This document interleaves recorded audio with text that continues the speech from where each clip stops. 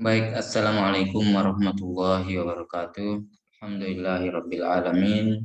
Wassalatu wassalam ala Rasulillahi wa ba'd.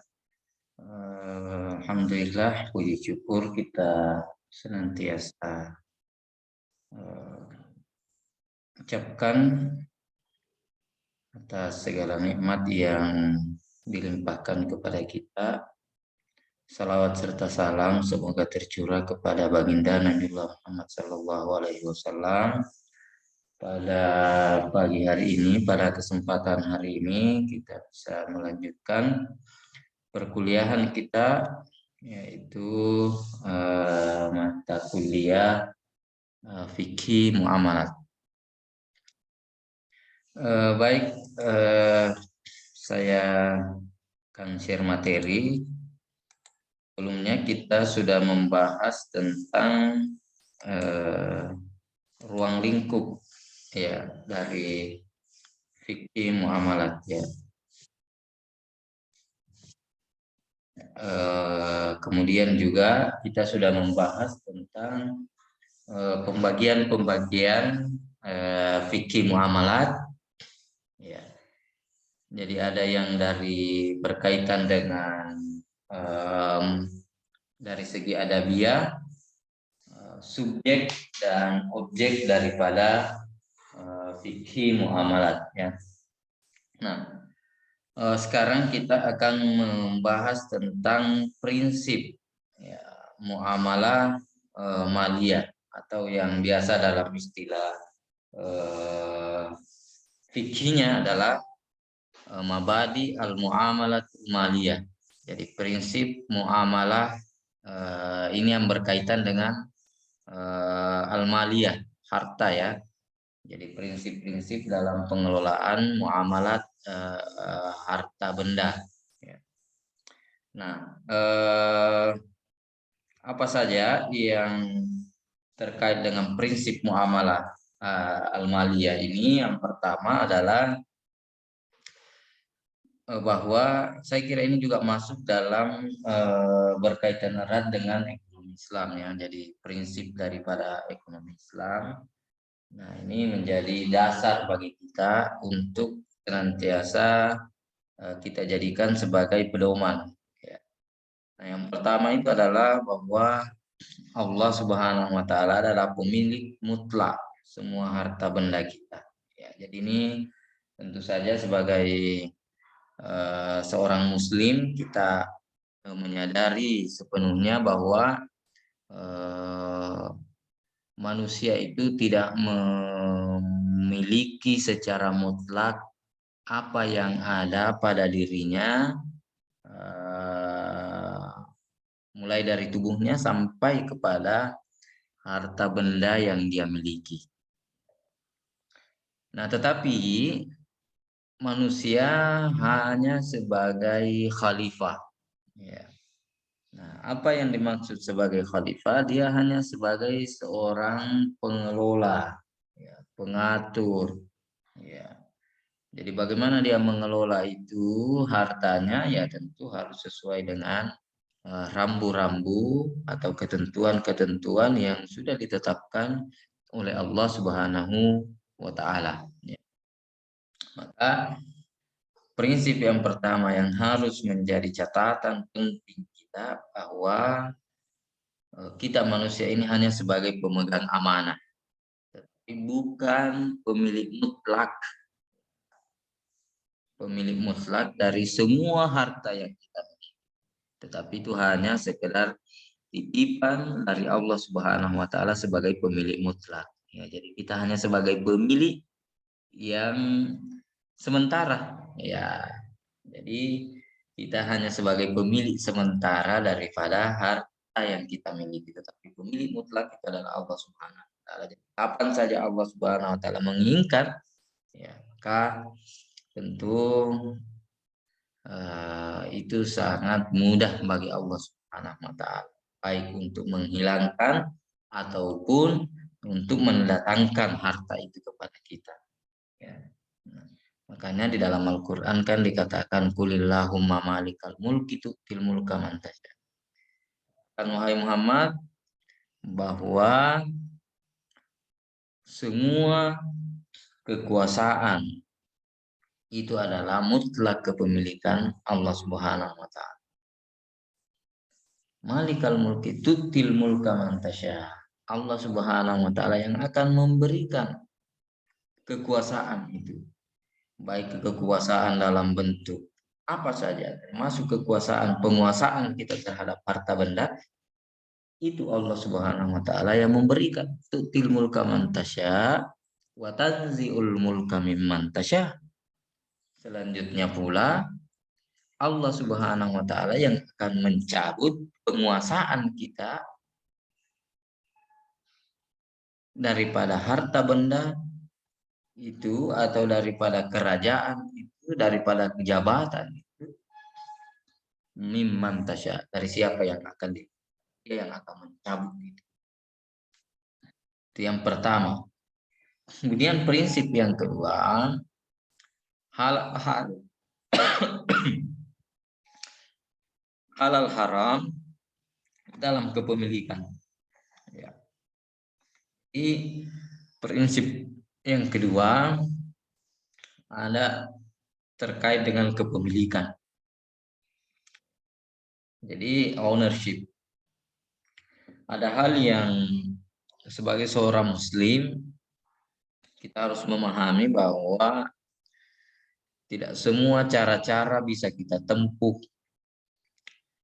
Semua jalan bisa kita tempuh untuk memperoleh harta benda. Tetapi itu ada hal-hal yang dibolehkan dan ada hal-hal yang tentu saja jalan-jalan yang tidak dibolehkan di dalam memperoleh harta benda. Nah, Islam mengatur sedemikian rupa agar supaya manusia di dalam kehidupannya mengalami keteraturan, ya, mengalami apalagi namanya suatu kondisi kehidupan yang harmonis. Ya, jadi tidak ada percekcokan di tengah-tengah manusia. Maka oleh karena itu sangat jelas halal dan haram ini diatur di dalam Islam. Jadi kepemilikan harta itu ya ada yang jalan-jalan yang tidak dibenarkan. Ya, meskipun sebenarnya ya dalam bidang muamalah maliyah itu ya memang lebih banyak yang dibolehkan ketimbang yang tidak dibolehkan. Yang tidak dibolehkan hanya sedikit sekali. Nah, tetapi tentu saja memang harus menjadi perhatian ya. Nah, kalau kita, bagi seorang muslim ya tidak kita bahwa segala cara boleh bisa kita tempuh untuk memperoleh harta benda. Ini yang kedua. Kemudian yang ketiga adalah terkait dengan al-infaq, spending atau al-kasb, earning ya. Nah, setelah kita memperoleh harta itu, nah, kemana kita spending, kemana kita infakkan, kemana kita berikan ya. Infak di sini dalam artian spending ya, pengeluaran. Ya, jadi kemana kita arahkan itu harta benda kita. Nah, ini luar biasa karena memang jadi secara kepemilikan bagaimana kita cara memperoleh harta benda itu ya, tidak boleh menggunakan segala cara, semua cara ya, tidak boleh menghalalkan segala cara istilahnya. Nah, kemudian setelah itu, setelah kita memperoleh harta benda ini, kita tidak boleh juga asal mengeluarkan harta benda itu baik dalam bentuk yang haram. Ya. Jadi harus melihat asas maslahat, ya, asas maslahat di dalam mengeluarkan harta benda kita. Nah, ini. Jadi ada dua sebenarnya. Jadi al-infaq dan al-kasb. Bagaimana cara memperoleh harta benda itu dan bagaimana cara mengeluarkan, menginfakkan harta benda itu. Ya, jadi ada dua di sini ya ternyata ya, al-infaq dan al-kasb. Ya, al-infak itu adalah pengeluaran. Kemana kita arahkan, kemana kita keluarkan harta benda kita. Dan al-kasb, earning adalah dari mana kita memperoleh, bagaimana caranya kita memperoleh harta benda kita. Nah ini makanya ada tadi halal haram dalam kepemilikan. Cara memperoleh, kemudian kemana kita arahkan. Itu menjadi prinsip dalam muamalah maliyah. Ya. Jadi tidak boleh kita melanggar daripada rambu-rambu yang sudah ditetapkan oleh agama kita. Kemudian al-masalih dan al-mafasid. Nah, ini tadi saya sebutkan bahwa dalam prinsip muamalah maliyah itu ada hal yang keempat ini yang disebut dengan al-masalih dan al-mafasid. Ya. Ada maslahat dan ada mafsadah.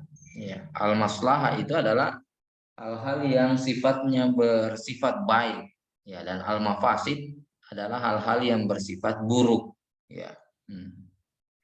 Dan itu yang harus kita tinggalkan, ya. Jalbul masalih, bagaimana kita memperoleh manfaat, maslahat, kebaikan, ya, hal-hal yang baik. Dan al-mafasid, kita menjauhi hal-hal yang sifatnya buruk, ya, tidak bermanfaat, ya, tidak baik. Nah, itu harus kita tinggalkan. Nah, jelas kata Nabi, hadisnya adalah la dharara wala dirar. Ya. Dalam kaidah fikih mengatakan ini hadis, ya, yang kemudian apalagi namanya dijadikan sebagai kaidah fikih. Tidak boleh memudaratkan diri sendiri, membahayakan diri sendiri, wala dirara. Jadi tidak boleh juga membahayakan, tidak boleh juga memudaratkan orang lain. Ya, jadi ini konsepnya. Jadi oleh karena itu semua model-model muamalah itu harus berdasarkan asas maslahat dan bagaimana dia meninggalkan hal-hal yang bersifat mafsadah atau buruk atau tidak bermanfaat. Nah, makanya dalam kaidah fikih banyak sekali ad-darar yuzal, kemudaratan itu harus ditinggalkan, ya. Nah, kemudian membahayakan itu harus dihilangkan. Karena itu transaksi-transaksi dalam ekonomi Islam itu ya memang harus terhindar dari segala macam bentuk yang membahayakan. Nah, baik itu membahayakan persaudaraan, membahayakan kemanusiaan, membahayakan apalagi namanya menghilangkan harta benda dan lain-lain sebagainya. Nah, itu. Jadi harus memperoleh maslahat. Maslahat adalah kebaikan, ya, secara terus menerus. Ya. Ini yang keempat. Selanjutnya yang kelima adalah mutual free concern, atau dalam istilah Al-Qur'annya adalah antara minkum. Ya ayyuhallazina amanu la ta'kulu amwalakum bainakum bil batili illa an takuna tijaratan antara minkum. Orang-orang yang beriman tidak dibenarkan kamu memakan, mengambil, menggunakan harta benda saudaramu kecuali antara minkum, ada kerelaan di antara kedua belah pihak, ada muncul keridhaan di antara kedua belah pihak, ya, ridha, ya. Jadi ini sudah menjadi bahasa serapan, menjadi bahasa Indonesia. Nah, prinsip yang kelima di dalam bertransaksi, di dalam berekonomi, di dalam bermuamalah, di dalam berinteraksi, itu harus ada mutual free concern, ada antara minkum, harus ada rela sama rela, ridha sama ridha, tidak boleh ada cacat ridha. Tidak boleh ada keterpaksaan di antara salah satu pihak, tidak boleh ada keterpaksaan di antara dua belah pihak. Itu prinsip dalam muamalah, ya. Prinsip dalam bertransaksi, dalam berinteraksi, dalam Jadi harus memang ada kerelaan di antara kedua belah pihak. Tidak ada keterpaksaan. Tidak ada unsur yang memaksa di antara salah satu pihak atau memaksa di antara kedua belah pihak. Memang harus berdasarkan kerelaan di antara kedua belah. Ingat, tidak ada yang dizolimi. Nah, ini yang kelima, prinsipnya ya. Kemudian yang keenam adalah mabrur transaction atau bayi mabrur. Ya, kita pernah biasa mendengar mabrur ya. Nah, ini biasanya ada orangnya pergi haji, kita katakan haji mabrur. Ya. Artinya apa? Mabrur transaction adalah transaksi yang memang sesuai dengan ketentuan-ketentuan yang ada. Ya. Transaksi-transaksi yang sah sesuai dengan kaidah-kaidah Islam. Itulah yang disebut dengan mabrur transaction atau transaksi yang benar, transaksi yang diterima ya oleh Allah Subhanahu wa taala. Jadi tidak boleh melakukan transaksi-transaksi yang bertentangan dengan apa yang sudah digariskan oleh Allah Subhanahu wa taala. Ya. Dan ada banyak sekali yang sudah ditetapkan oleh Allah Subhanahu wa taala dari transaksi-transaksi yang benar. Ya. Ini kaidahnya ya, yang sebagaimana selalu kita sebutkan sebelumnya, bahwa al aslu fil asyai al ibahatu hatta yadulla dalilu ala tahrim. Jadi asal daripada segala sesuatu itu adalah boleh ya, hatta yadulla dalilu ala tahrim, sampai ada dalil yang membatalkan itu, yang tidak membolehkan, mengharamkan ya. Jadi asal sesuatu itu boleh kecuali ada yang mengharamkannya ya. Kemudian ini kaidah fikihnya adalah al aslu fil uqudi wasyuruti al jawaz wasihah ya. Jadi asal daripada akad-akad, transaksi-transaksi, syarat-syarat itu adalah sah ya. Wala yahrim wala yuharramu minha la yuharrimu minha wa yubtilu illa madalla syar wala tahrim, yang tidak boleh diharamkan dan tidak boleh dibatalkan kecuali ada dalil syara yang mengharamkannya atau membatalkannya. Qawaid an-nuraniyah al-fiqhiyah. Nah, saya kira itu terkait dengan apalagi namanya prinsip-prinsip daripada muamalah maliyah. Nah, ini terkait dengan division of maslahah tadi ya, karena semua muamalah itu harus berdasarkan maslahah dan menghindarkan yang namanya mafsadah yang membahayakan, harus dihindarkan dan mendatangkan maslahatan, kebaikan, kebermanfaatan ya. Nah, ini apa prinsip daripada maslahah ini? Ada 5 ya. Nah, maslahat ad-daruriyatul khams yang disebutkan dengan apalagi namanya 5 hal yang prinsip urgen di dalam maslahah ya. Bagaimana yang disebutkan dalam maqasid syariah ya, menjadi tujuan daripada syariat itu. Yang pertama adalah hifzul atau keimanan, hifzuddin menjaga agama, al-faith iman, hifzun nafs menjaga kehidupan, menjaga jiwa, hifzul akal menjaga intelek, akal, kemudian hifzun nasl menjaga keturunan, hifzul mal menjaga properti harta benda. Nah, inilah yang menjadi basic daripada maslahat. Menjaga, pertama dia harus dilihat kalau membahayakan terhadap agama maka tidak boleh, membahayakan jiwa tidak boleh, membahayakan akal tidak boleh, membahayakan keturunan tidak boleh, membahayakan properti atau harta benda tidak boleh, karena ini semuanya dijaga harus berdasarkan maslahah ya. Kemudian ini menurut diturunkan menjadi perspektif, menjadi syariah, menjadi perspektif syariah. Kemudian legal force, ya, menjadi sesuatu yang apalagi namanya menjadi ketentuan, ya, legal. Kemudian scope, perspektif konstan variabel, function of masalah, fungsi maslahat, core basic principle, 4 apa namanya basic daripada prinsipal.